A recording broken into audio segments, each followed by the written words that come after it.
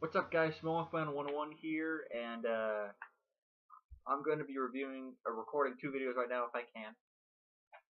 So let's just get this shit started, okay? And I'm not exactly running high on time right now. This is my WCPW review from this past Saturday. Let's begin. Joe Hendry was out like on stage with a band or something to make a promo. This was a week after he had won the Kurt Angle Invitational Rumble. Joseph Connors came out to attack him and basically said, he didn't exactly cut a promo, but he did briefly talk on the mic, saying, my WCP title, I'm running the show now, I'm no longer a joke. And then demanded the band to play his music, which happened. Then we had a brief backstage segment, and this was only like a minute long. Not just the backstage segment, but the open one. Adam Pacitti and Eric Bischoff, who I guess stuck around after the WCPW stacked,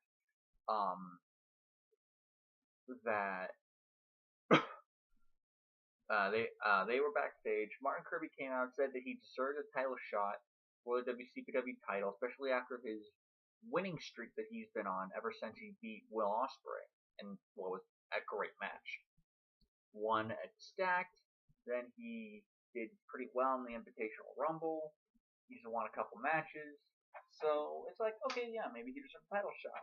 Pacitti thought differently, and Pacitti even said he went out and said he doesn't like Martin Kirby. Hilarious thing is that he's the only one, because everyone else in the building loves Martin Kirby. We like Martin Kirby now. He's a heel, but he's kind of like how A Guerrero was back when he was a heel in 2003, and the fans effectively turned him babyface. Because he was heel for a little while there, but then the fans turned him face. They wanted to see his shit. So yeah, that's the kind of thing, and Pacitti put him in a 5-way match between Kirby, the guy, Pete Dunne, I think it's Pete Dunne, his tag team partner, Kirby's tag team partner, Travis Banks, Will Ospreay, and Marty Scurll,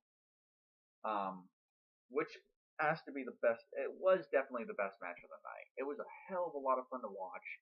I'm not quite sure whether or not it's 4 stars or not. I'd have to go back and rewatch it, but I'll give you a rating pretty soon in the comment section, not in the inbox below. Kirby, by the way, won the match. I think he may have beaten Will. He may have pinned either Will Ospreay or Marty Scurll. I don't know right now. He didn't pin them. I think he pinned Pete Dunne after he finally hit because he's been teasing it for weeks that he would do it. He hit the Sable Bomb. Yes. The Sable Bomb, not a power bomb, not the jackknife, not the last ride. No, Sable Bomb, as in the wrestler Sable, Brock Lesnar's wife. That is hilarious.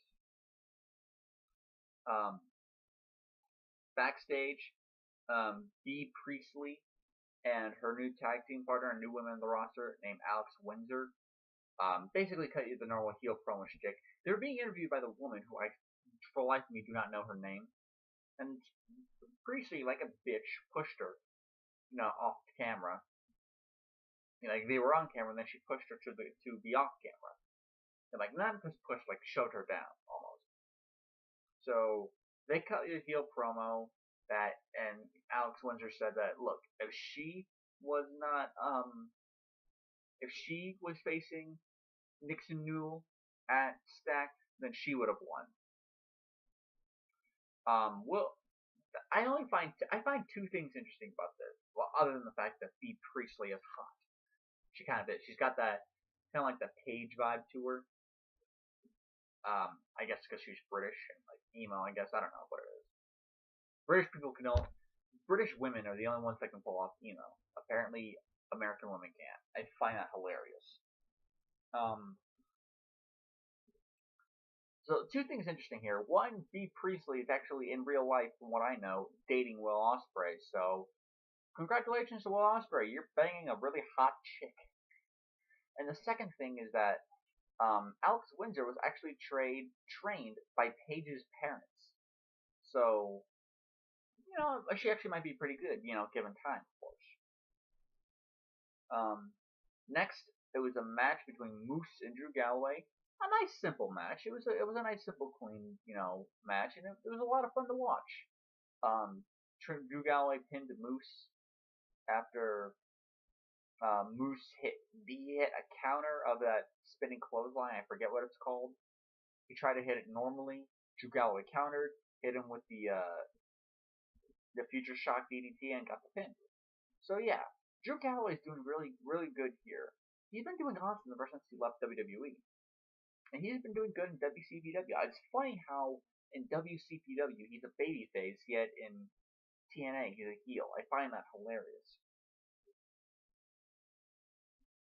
We briefly had Will Ospreay when he was speaking of Will Ospreay, we had Will Ospreay when he's about to leave the building. He said he's going to be back in November.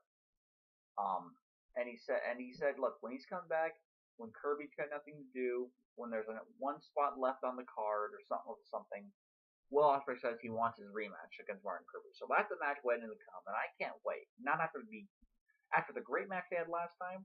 I think they could, have a match that's just as great, or maybe even better. Next we had B. Priestley and Alex Windsor, and they faced off against Nixon Newell, your WCPW Women's Champion, and a new face in WCPW called Little Miss Roxy, who kind of reminds me of Alexa Bliss in the sense that she's the shortest one, but is also pretty damn cute.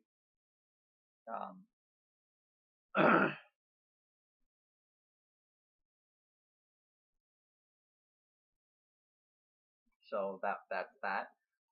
The match itself, it's definitely the least fun match of the night. Not because the women are bad or anything, because we haven't really gotten a lot of time to see them. But it was actually pretty close in terms of quality compared to the Galloway Moose match. Galloway Moose was the second worst match of the night. Not a bad match at all. It's actually a good match. So this is also a good match. Alex Windsor, I thought, did pretty well here. Little Miss Roxy actually did kind of well here. She actually, showed what she could do, which she didn't do all that much, but she did show some good athleticism. So that means she's not a lost cause. So there's a little bit of a hope potential there.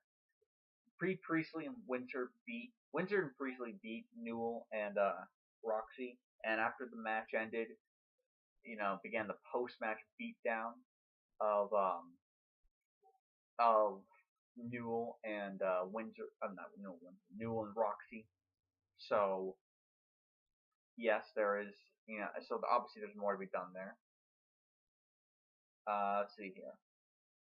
Next we had Jack the Jobber and Friday backstage. Jack the Jobber was talking to Susie Kennedy, who, by the way, is no relation to James Art Kennedy. Talking to Susie Kennedy, saying, look, I know things have been a little rough for you lately, but if you want, and I know we haven't exactly been friends, but if you want some help, I'll be there to talk for you. I'll always be there. And then he sees Primate, because the camera pans towards Primate. Primate looks shocked and then completely pissed. And then he runs Jack the Jobber out the door, and he starts chasing him down the streets of Newcastle.